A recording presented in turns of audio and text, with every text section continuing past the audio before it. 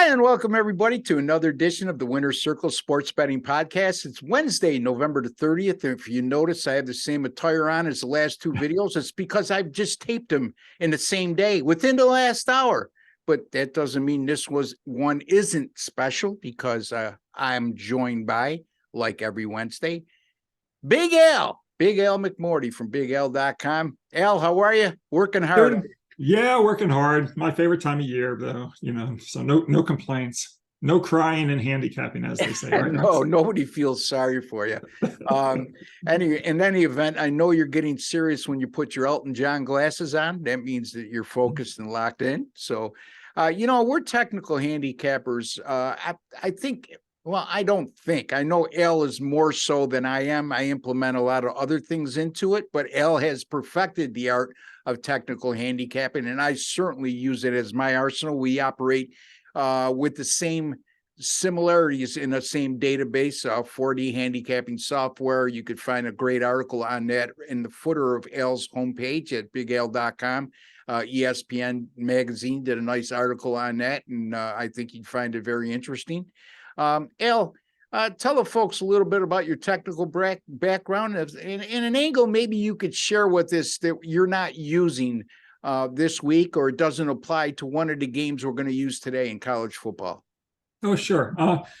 Well, yeah, as you just mentioned, I'm really a technical and situational handicapper. So I'm looking mainly at, unusual situations. What happens when a team is off back-to-back, upset losses, for example, or how do they react in that situation, or what happens when a team's off 3 straight upset wins, things along those lines. Let's say a good angle, if we got the best matchup of the week in pro football. Cincinnati is playing Kansas City, a rematch of last year's AFC Championship game. Both teams off to good seasons this year. Kansas City's 9-2, Cincinnati is 7-4. But when you get matchups between teams that have win percentages of 625 or better in the NFL, and if one of the teams is a home dog, the home dogs have done quite well. They're 54-38 with 2 pushes ATS going back to 1980. So that angle would say to play on the Cincinnati Bengals as the small home underdog versus Kansas City.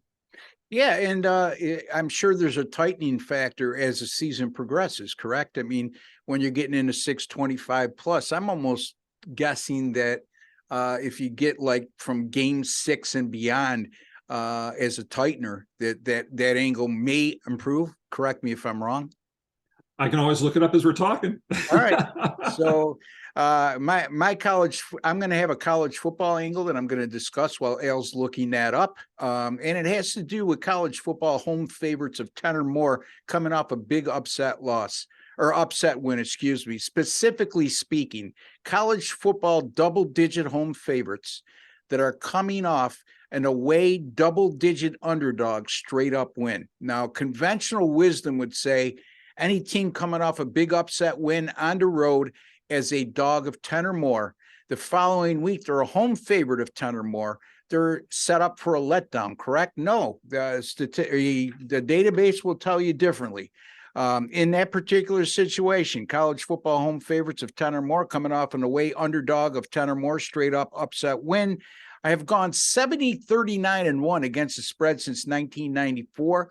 That's 64.2%. And if those home favorites of 10 or more are playing a team that is playing with revenge, that improves to 39-19-1 against the spread, 66% since 1994. So something to keep in your memory banks, folks, because layman's thinking would tell you that team coming off a big upset is in for a letdown, but the statistics in our powerful database will tell you otherwise. Anyway, Al, what did you find out? Well, I actually, I'm glad you brought up that tightener with the game situation. It actually, I had forgotten to mention, it actually was a late season angle. It wasn't. Okay. It wasn't obviously. It wasn't. A thing. It's. I think it's actually at game 12 forward.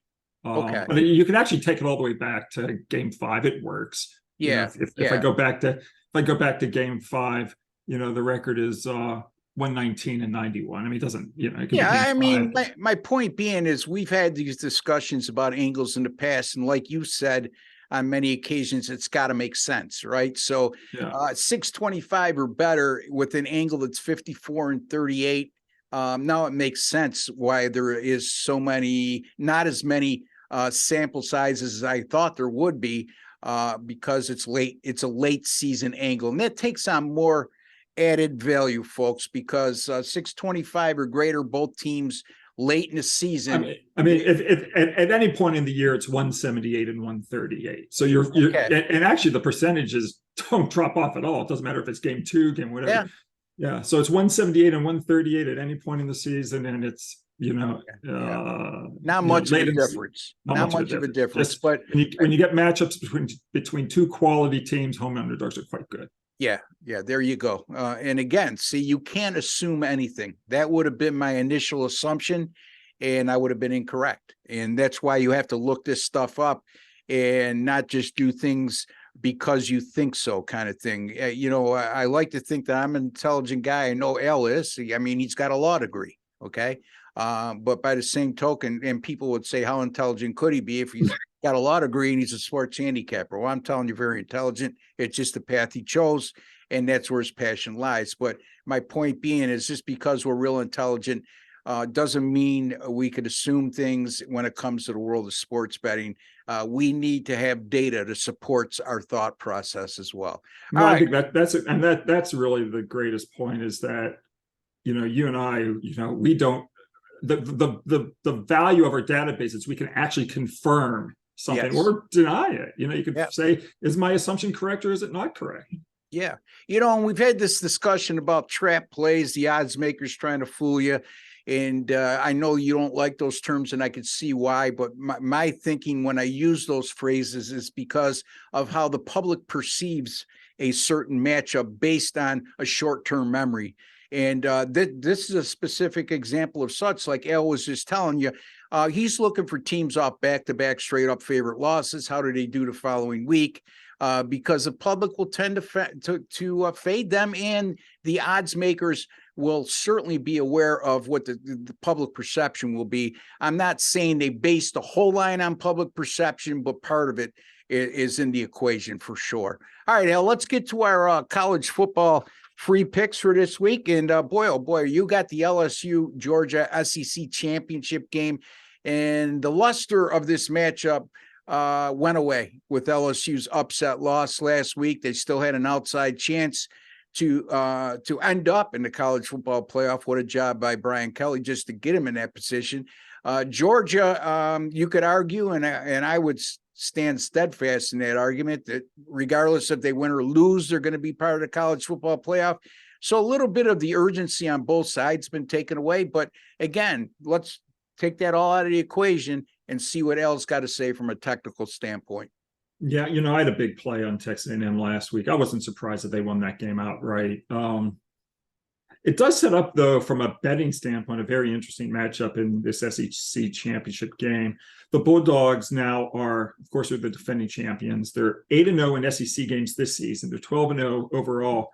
But teams off a loss like LSU, they've gone 8-0 ATS in title games if they were not an underdog of 24 or more points and their opponent was undefeated in its conference play for the season, which is, of course, the case here. So that bodes really well for LSU as a big underdog.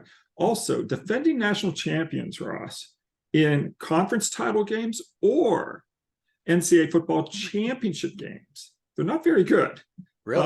They're 5-10 ATS. They're 4-6 ATS in the conference title games. They're 1-4 ATS in the NCAA championship games. So when you're a defending champ, you just don't do great, whether it's the conference championship or the NCAA championship the next season. 5-10 ATS overall. I think all that bodes well for LSU as a really big underdog here. I'm not saying they're going to win the game straight up, but they're definitely going to cover. LSU plus 17.5.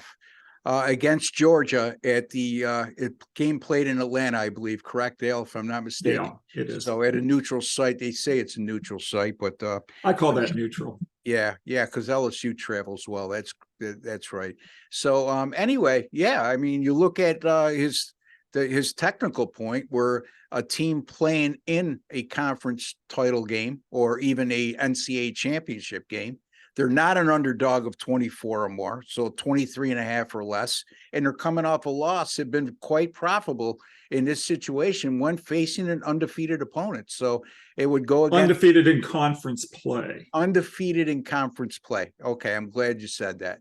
So again, there you go, folks. That might be something that's outside of your thinking box when it comes to conventional wisdom, and it's not outside ours because we have access to this database. It shows us results, not only in this game or what we project this game to be, but in this exact and specific situation over a course of time, with a pretty good sample size of 92 games in this particular instance.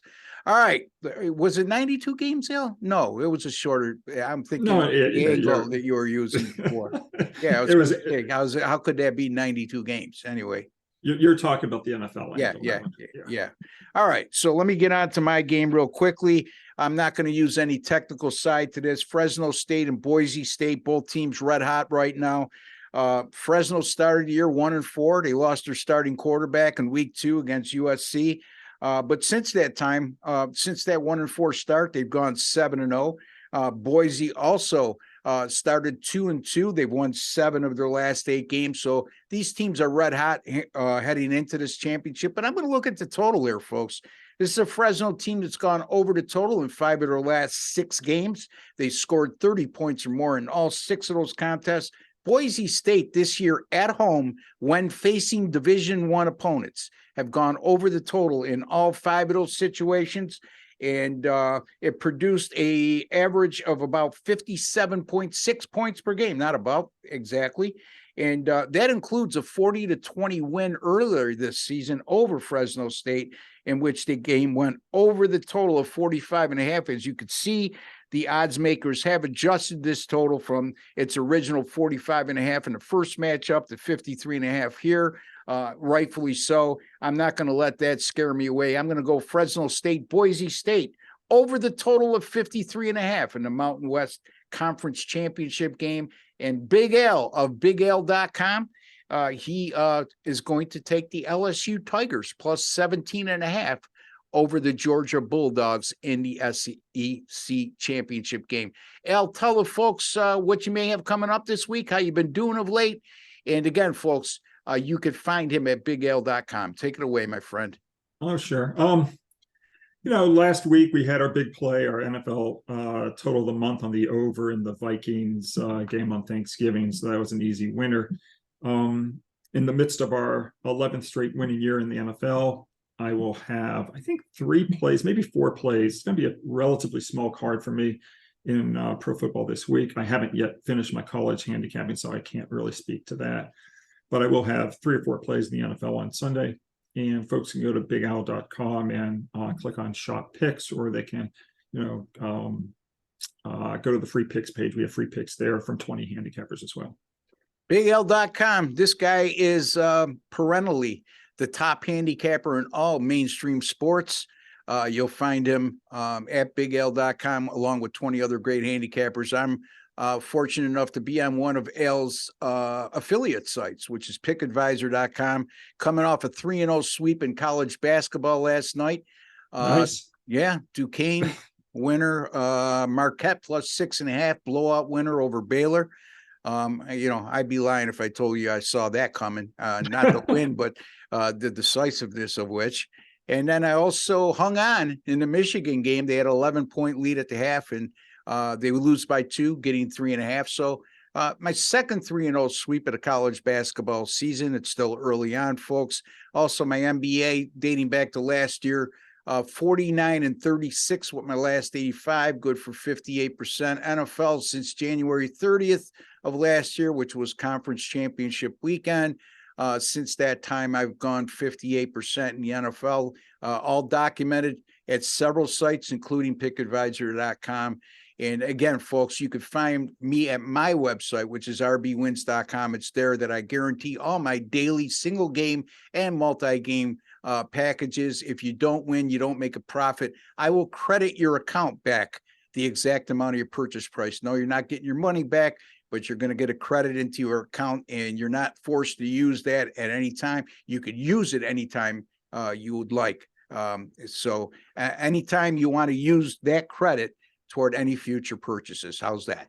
Anyway, until the next time, for Big Al McMorty of BigAl.com and Ross Benjamin of RBWins.com, we'd like to wish each and every one of you all the very best. Hopefully, you're more awake than us this time of year. And until the next time, which will be next Wednesday with Al, I'll be back with Doug Upstone on Thursday. Don't forget to subscribe, folks, to our YouTube channel. Don't forget to give us a like. Until the next time, good luck and God bless, folks.